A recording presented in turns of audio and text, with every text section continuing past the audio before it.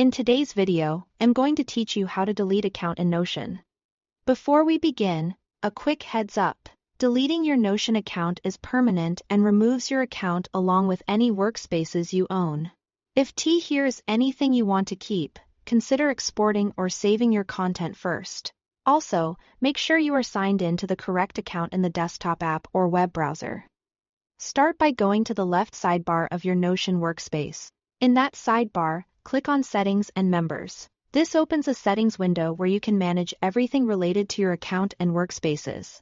If you have multiple workspaces, it's especially helpful to double-check which one you are in. But the account deletion option will relate to your overall Notion account, not just a single workspace. In the settings window, look at the sidebar inside that pop-up and click on My Account. This section contains your personal account details and all the controls that affect your account as a whole. Take a moment to review anything relevant here before continuing. Next, scroll all the way to the bottom of the My Account page. You are looking for the Delete My Account option, which appears in red.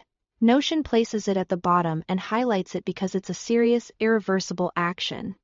When you find it, pause to read any notices around it so you understand what will happen. When you click Delete My Account, a confirmation window will appear. This window outlines which workspaces will be deleted along with your account.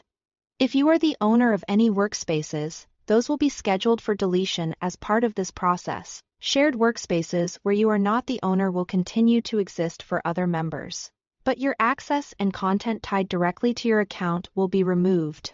To confirm, Notion requires you to enter your account email address. Type the exact email associated with the account you are deleting.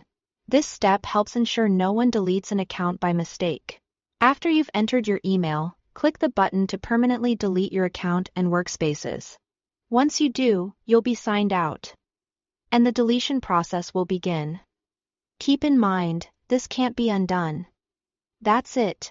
You've successfully navigated to the account settings, found the deletion control, reviewed what's being removed, and confirmed the permanent deletion. If you were only intending to leave a single workspace rather than delete your entire account, make sure you complete this process and instead manage membership at the workspace level.